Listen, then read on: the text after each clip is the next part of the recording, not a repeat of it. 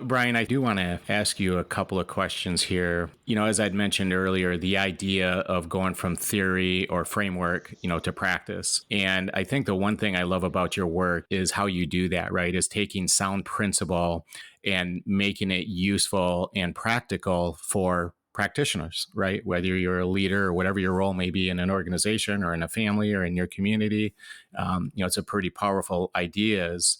And so let me ask you this. How have the principles of AQ played a role in your personal journey as an executive coach?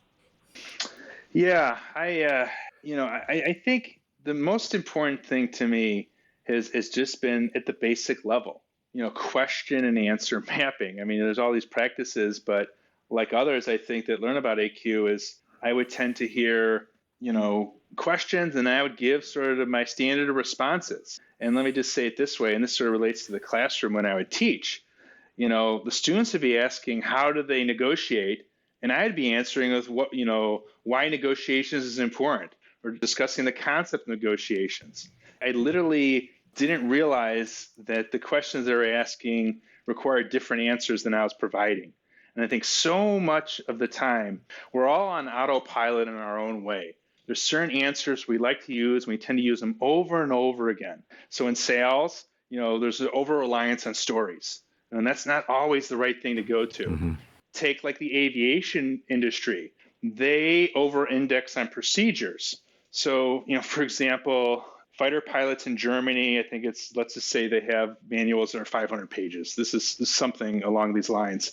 Commercial pilots in Germany have manuals that are 5,000 pages. Everything is over-indexed on procedures, and sort of talking to aviation experts, like when Sully Sullivan landed on the Hudson River, famously, it wasn't because of the procedures. It was other answer types that I won't get into. But that was my biggest lesson, is I over-indexed on theory, and I didn't even realize I was doing it. And it opened my mind to other answers and being more thoughtful and intentional with my communication. Well, being an educator, that probably was just your natural kind of position, right? To over-index on theory. Yeah. And everyone has their own natural, I think, baseline answers they tend to default to. So, you don't want to be a one-trick pony. And Brian, you already mentioned, spoke a little bit about Salesforce and Boston Mutual Life Insurance, but can you share a success story where a business leader or organization profoundly benefited from embracing AQ? Is there any one story that just stands out that you can share with our listeners? Oh, wow. Any one story?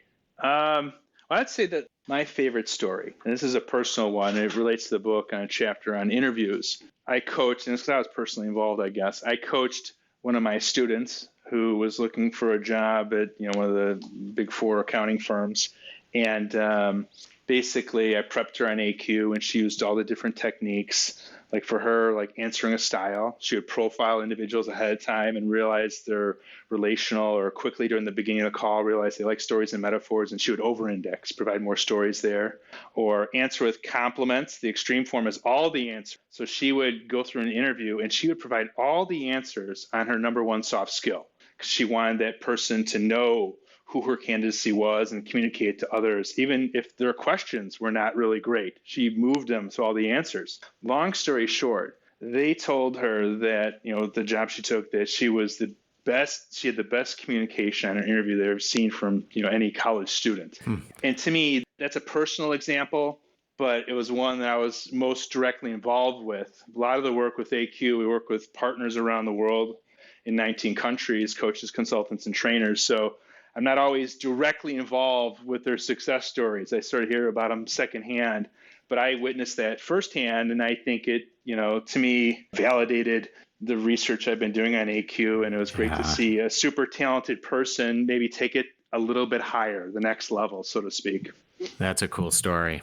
Cool story. Okay, Brian, how would you respond to this one? For our listeners that are involved in private equity, mergers and acquisitions, and or IT governance, how can AQ be a game changer for them? Yeah, we're talking change management. We're talking merger of cultures. So the stakes are high. A lot of money is involved, moving parts. So what do you have to get right? The important conversations, the questions and answers lined up. So whether that's well said. ERP systems or different operational systems, or aligning around values, or even aligning around change itself. How effective are we at asking and answering basic and specific questions about change? Like, what change are we, going through? Why is this change important? How do we implement the change? And I'll share, one related insight on this. What we've seen oftentimes is that those that are involved in steering the change will ask and answer these questions, and intuitively they have a lot of these answers. They feel really good. But then when it gets pushed down to those rank and file persons in the company, maybe they just push some answers, not really complete, but they're not allowing those rank and file people to go through those same conversations with the questions and answers and not giving that experience. So ultimately, from an AQ standpoint around change management, those conversations aren't occurring. The certain questions seem unaddressed, answers are disconnected to questions, and it's not surprising that, the change fails. So there's a sort of a broad framing, and then it's sort of leaving you with sort of a specific example around, having, in summary, questions and answers when we think about the change, and then questions and answers when we implement the change, and having the same level of rigor and engagement at both levels on questions and answers. If you don't do that, you're going to fall short. Great insight. I love it, Brian. That was great. And I really loved your quote, and I'm going to borrow this. You said, well, what do you have to get right? The important conversations. And I love that quote, so I'm going to borrow that one. But well said. This is a really cool topic. So what do you say about this? As someone at the forefront of this movement, right? Or not just at the forefront, but the pioneer of this movement, I would say, right? Where do you see the future of AQ, especially in the rapidly evolving business landscape? Well, I'd say what I would like AQ is the big, hairy, audacious goal is for it to be the number one communication framework in the world. And what that means is it goes back down to, in a very big, hairy, audacious sense, going back to grade school to bring this full circle, that students are taught about answer types. They're taught about question answer mapping, and we have consultants that do higher ed and lower, K through 12 education. So they're doing that work. But then all the way extending to enterprises is that this becomes a framework and a skill that every manager, executive can learn to increase their influence in the world. And I will say, in addition to everything we've talked about today, that I hopefully paint some picture of the importance of AQ. The other thing that executives and managers like about AQ is that it's simple. It's questions and answers that on their face has validity, that everyone says, I'm interested in this. But it's something we don't know about. So people are open to it, very different than a lot of frameworks you'll see out there in the world that are idiosyncratic, like you're a purple cow or something like that. You're a lion or, a titan, all this jargon. This is a natural language framework anyone can use to increase their influence in the world. Wow.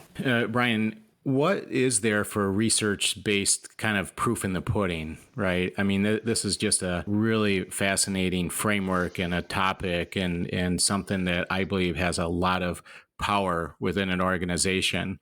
But for those listeners that say, okay, well, what's the metrics? Where's the proof in the pudding?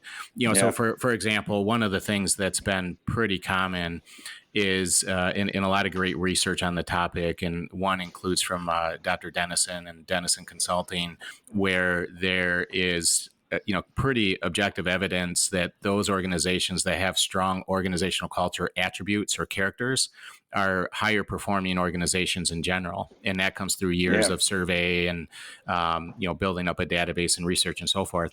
But what research is there to demonstrate that the AQ framework works? Yeah, the short answer is, I'm familiar with Dennison research, and that's great. Strong foundation, research built on top of it. The reality is AQ is relatively new. There's the original peer-reviewed academic research we did, but much more research has to be done on top of it, for sure. But I will say this, there are different forms of evidence in a very inclusive sense. One of the things I find most heartening about AQ is that we have an AI-infused software platform where you use these answers, the framework, as well as streaming in these different kind of questions and answers in real time. And to me, is the proof is in the pudding and the face validity as you start to look at the software and the questions and answers and the results that come back, they just make a lot of sense. And there's a continuum of evidence, and in one end, it could be a 2x2. You want both. You want scientific, academic research, yes, more of it. but you also want the face validity and the realization that I would say very few of us would say that we don't use stories, metaphors, procedures, actions, etc. So the face validity is very strong, but can always add more research. That's the point I want to end at.